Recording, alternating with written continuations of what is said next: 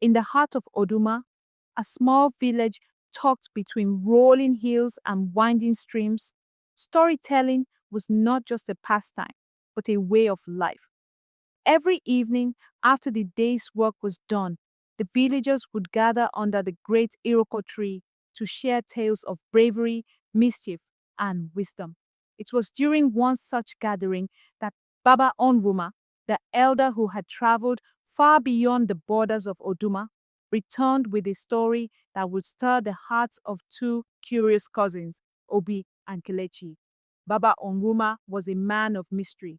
His face was lined with the marks of a life well lived, and his deep voice carried the weight of many journeys. That evening, as the fire crackled and the villagers leaned in, he began to speak of a mythical river he had seen during his travels.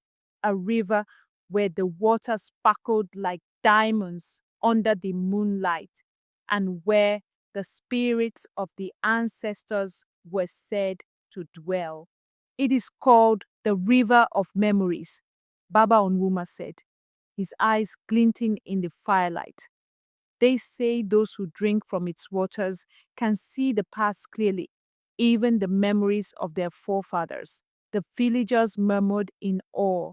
But for Obi and Kelechi, the story planted a seed of curiosity that would not let them sleep that night.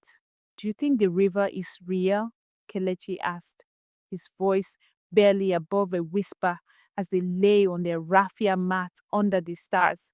It has to be, Obi replied. Baba Onwuma never lies. What if we find it? But Baba said it is far away, beyond the hills, Kelechi countered. Obi grinned. That's what makes it an adventure. The next morning, while the adults were busy at the farms and the women prepared the day's meals, Obi and Kelechi packed a small calabash of water, some roasted yams, and groundnuts into a cloth sack. They told no one of their plans, knowing that parents would forbid such a journey. The path they took was one they had never traveled before, a narrow trail that led out of the village and toward the hills Baba Onwuma had described. The sun blazed overhead, and the sounds of the forest surrounded them. The chirping of birds, the rustling of leaves, and the occasional distant cry of a monkey. As they walked, they came across a small shrine by the roadside, a simple structure made of clay and palm fronds. An old woman sat beside it, grinding herbs in a mortar. She looked up as they approached. "Where are you boys headed in such a hurry?" she asked, her voice raspy but kind. "To find the river of memories," Obi said confidently. The woman chuckled, shaking her head. "Ah, the curiosity of youth. Be careful, my children. The river is not for everyone. If your heart is not pure, it will show you things you do not wish to see." Kelechi shivered, but said nothing. They thanked the woman and continued on their way, her words lingering in their minds. Hours passed, and the trail grew steeper. The sun began to dip lower in the sky, casting long shadows.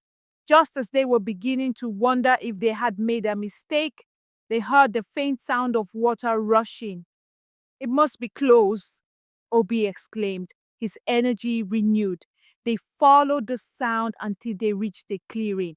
There, before them, was a river unlike any they had ever seen.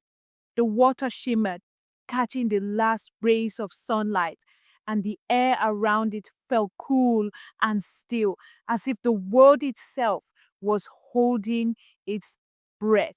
"This is it," Kelechi whispered. Obi stepped closer, his reflection dancing on the surface of the water. "Let's drink," he said, scooping some of the water into his hands.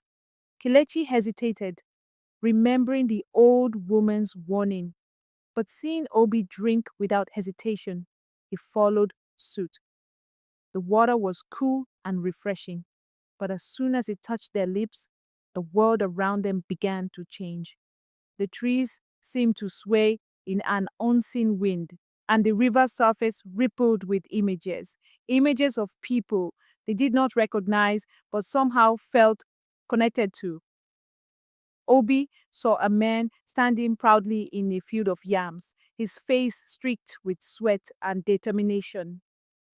He realized it was his great grandfather, the man who had first cleared the land their family farmed. Kelechi saw a woman weaving a basket under a mango tree, singing softly to herself. He recognized her from an old family story. His grandmother, who had passed away before he was born. The visions were beautiful, but then they began to shift. The scenes grew darker, showing moments of pain and struggle, the famine that had gripped the village decades ago, the disputes that had torn families apart. Kelechi pulled back, his heart pounding. Obi, we shouldn't have come here. But Obi was transfixed, unable to look away as the river showed him more. His own father as a boy, crying by the river bank, and his mother standing alone under the iroko tree, her face etched with worry. The river seemed to be telling them something, but they couldn't understand what. The weight of the images was too much to bear. We have to leave, Kelechi said, grabbing Obi's arm. Reluctantly, Obi nodded, and they stumbled back onto the trail, their minds racing. The journey home was silent, each boy lost in his thoughts. When they finally reached the village, the sky was dark and the stars had come out. Their mothers scolded them for disappearing, but the boys said nothing about where they had been. That night, as they lay on their mats, Obi turned to Kelechi. Do you think the river showed us the truth? Kelechi nodded slowly. But not all truths are easy to understand. From that day on, the boys carried the memory of the river with them. It was a secret they shared, a bond that grew stronger as they tried to make sense of what they had seen. And though they never returned to the river, its lessons stayed with them, shaping the men they would one day become.